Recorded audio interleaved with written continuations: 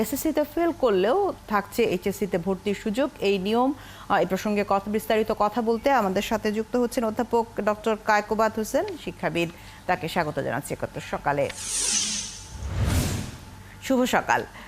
আপনি নিশ্চয়ই খবরটি শুনেছেন যে এসএসসিতে ফেল করলেও সুযোগ থাকতে কলেজে ভর্তি হওয়ার, তবে আগামী দুই বিষয়ে ফেল করলে পারে ভর্তি হতে পারবেন এবং 2 বছরের মধ্যে তাকে পাশও করতে হবে। বিষয়টিকে আপনি কিভাবে দেখেন? আমরা তো ছাত্রদের জন্য নানা সুযোগ সুবিধা সৃষ্টি করছি, তারা পাশ করুক আর ফেল করুক, তারা যাতে পড়ালেখা করতে পারে।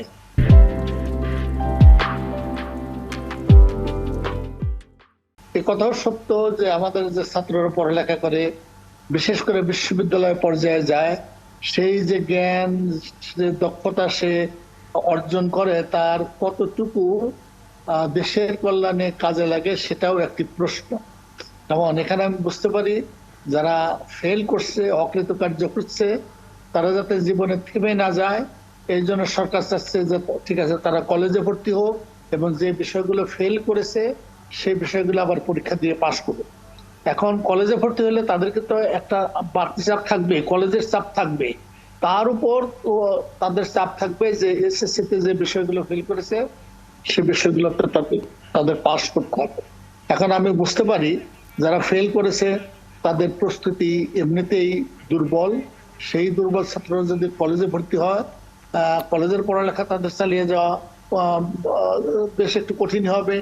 তারপর তাদেরকে যদি আবার এসএসসি পরীক্ষায় যে সকল বিষয়ে অকৃতকার্য হয়েছে সে বিষয়ে পাশ করতে হয়, সেটা তাদের জন্য একটা বড় চ্যালেঞ্জ হবে। কোনো কোনো ছাত্র সম্ভবত পারবে, যারা দুর্ঘটনাবশত তারা ফেল করেছে কিন্তু আসলে তারা ভালো, তাদের জন্য এটা অবশ্যই ভালো হবে। কিন্তু যাদের প্রস্তুতি ভালো না তাদের জন্য কঠিন হবে। আমার মনে হয় যে আমাদের বিকল্প ভাবতে হবে। যে সকল ছাত্ররা পড়ালেখায় তত ভালো ফলাফল পাচ্ছে না, তারা যাতে কারিগরি ও বৃত্তিমূলক শিক্ষার দিকে যেতে পারে সেদিকেও আমাদের একটা চেষ্টা থাকতে হবে।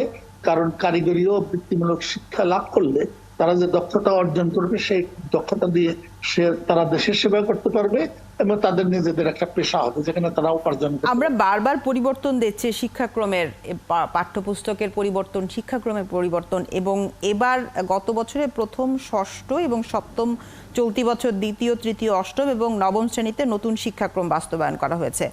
25 সালে পঞ্চম এবং দশম, 26 সালে একাদশ এবং 27 সালে দ্বাদশ শ্রেণীতে শিক্ষাক্রম চালু হবে। ধাপে ধাপে চালু করা হচ্ছে এবং আপনি বলছিলেন যে যতই চালু করা হোক না কেন এটির মধ্যে দেশের জন্য কি কাজে আসবে সেটি পরিষ্কার নয়, কারণ কারিগরি এবং বৃত্তিমূলক শিক্ষাকে আপনি বেশি প্রাধান্য দিচ্ছেন। এই যে চিন্তাধারা, আপনার যে চিন্তাধারা, সেটি কি আসলে এই নতুন শিক্ষাক্রমে কোনো প্রভাব ফেলেনি? এখন আমাদের শিক্ষাক্রম নিয়ে, শিক্ষা নিয়ে, বিশেষ করে প্রাথমিক এবং মাধ্যমিক শিক্ষা নিয়ে আমরা কিন্তু অনেক অনেক চেষ্টা করছি, নতুন নতুন নতুন পদক্ষেপ গ্রহণ করছে। আমার মনে হয় যে পরিবর্তনগুলো হচ্ছে সেই পরিবর্তনগুলো মাত্রাতিরিক্ত পরিবর্তন। এই প্রাথমিক এবং মাধ্যমিক পর্যায়ে অনেক বেশি পরিবর্তন গ্রহণযোগ্য নয়। যে শিক্ষায় দেশের প্রায় প্রতিটি পরিবার কোনো না কোনো ভাবে ইনফ্লুয়েসড হয়, তেমন সেটাকে আমার মনে হয় যে সাধারণ মানুষকে, শিক্ষার্থীদেরকে এবং শিক্ষকদেরকে অস্থিতিশীল কিছুটা করছে। আমার কাছে এরকম আমার ভয় হয় যে আমরা একটু অস্থিতিশীল হয়ে যাচ্ছি, আমরা আস্থা রাখতে পারছি না। অনেক সময় আমরা শিক্ষাক্রমের উপর, শিক্ষার উপর আস্থা স্থাপন করতে পারছি না। আমার মনে হয় এই পরিবর্তনগুলো যত ধীরে হয় ততই মঙ্গল। অনেক সুচিন্তিত পরিবর্তন হবে, না বারবার এই পরিবর্তনগুলো হবে না। এবং লক্ষ্য করতে হবে, আমাদের দেখতে হবে আমাদের ছাত্ররা যে শিক্ষা এবং দক্ষতা অর্জন করে সেটা কি প্রকৃতপক্ষে তাদের পেশাগত জীবনে কাজে আসে কিনা, সেগুলো আমার মনে হয় একটু বিবেচনা করার দরকার রয়েছে। আমরা নতুন শিক্ষাক্রমে দেখছি যে অনেক বেশি ব্যবহারিক জায়গাটা এসেছে। ব্যবহারিক বলতে বইয়ের একাডেমিক আলোচনার চেয়ে ব্যবহারিক জায়গায় বাচ্চারা এখন বেশি এনগেজ থাকছে। আপনার কাছে কি মনে হয় না যে এই আধুনিক বিশ্বের সাথে তাল মিলিয়ে এই পাঠ্যপুস্তক বা শিক্ষাক্রমের পরিবর্তন সেটি করার চেষ্টা করা হচ্ছে? মানে শিক্ষা তো শুধু ব্যবহারিক নয়, শিক্ষার দুটি দিকে থাকতে হবে। আমরা জানি, হ্যাঁ অবশ্যই ব্যবহারিক দিকে আমাদের ছাত্র যদি এগিয়ে থাকতে পারে পেশাগত জীবনে, তারা অগ্রসর হবে, তাদের দক্ষতা দেশে কাজে লাগবে। তবে যে পরিবর্তনগুলো করা হয়েছে, দর্শন তো খুবই ভালো, কিন্তু বাংলাদেশের প্রেক্ষাপটে আমাদের যে শিক্ষক, তাদের যে দক্ষতা, তাদের অভিজ্ঞতা, তাদের আর্থসামাজিক প্রেক্ষাপট, এই সব মিলিয়ে কতটা কার্যকর হয় সেটা দেখার বিষয়। আমরা তো অবশ্যই চাইবো যে আমাদের নতুন শিক্ষা ব্যবস্থা কার্যকর হোক, আমাদের ছেলেমেয়েরা ভালো পড়ালেখা শিখুক, ব্যবহারিক জ্ঞানে তারা দক্ষ হোক, এগুলো আমরা চাইবো। তবে এটা একটু দেখার বিষয়, কারণ আমরা জানি এর আগে আমরা সৃজনশীল প্রশ্ন পদ্ধতি চালু করেছিলাম এবং সেই প্রশ্ন পদ্ধতি যে সফল হয়েছে সেটা আমরা বলতে পারবো না। যেমন সেটা যে পরিবর্তন ছিল, এখন যে পরিবর্তন, এটা তো তার তুলনায় অনেক বড় পরিবর্তন। ওই ছোট পরিবর্তনটাই আমরা সফলভাবে করতে পারলাম না। এখন এই বড় পরিবর্তনটা কিভাবে সফলভাবে করব, সফল হোক সেটা কামনা করি। তবে এখানে অনেক অনেক অনেক চেষ্টা করতে হবে, অনেক যত্ন নিতে হবে।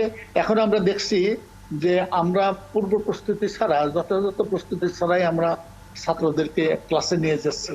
একটা বই ঠিক মতো দিতে পারছি না, যথাসময় বই দিতে পারছি না, বইয়ের পরিবর্তন হচ্ছে, এগুলো আসলে গ্রহণযোগ্য নয়। একটা বই 20 লক্ষ ছাত্র পড়বে, সেই বইতে অহরহ পরিবর্তন কোনো মতেই কাম্য নয়। এটা দিয়ে আমরা আমাদের ছাত্রদের বোঝাচ্ছি, তোমাদের নিয়ে আমরা দারুণ ভাবে চিন্তা করছি না, আমাদের মানে আমরা যে পরিকল্পনা করছি সেটা সুচিন্তিত নয়। আপনাকে ধন্যবাদ জানাই। যা দর্শক জানিয়ে রাখি, বর্তমানে একজন শিক্ষার্থী এসএসসিতে 1 বা 2 বিষয়ে ফেল করলে তারা শুধু ওই 2 বিষয়ে পরীক্ষা দিতে সুযোগ আছে, কিন্তু কলেজে ভর্তি হওয়ার সুযোগ নেই। কিন্তু গতকালকের এই সিদ্ধান্তের ফলে একজন শিক্ষার্থী 2 বিষয়ে ফেল করলেও তিনি কলেজে ভর্তি হতে পারবেন এবং পরবর্তী 2 বছরের মধ্যে তাকে ওই পরীক্ষা দুটিতে, ফেল হওয়া বিষয় দুটিতে পাশ করতে হবে। অধ্যাপক ডক্টর কায়কোবাদ হোসেন, আপনাকে অসংখ্য ধন্যবাদ জানাই আমাদের সাথে যুক্ত হওয়ার জন্য।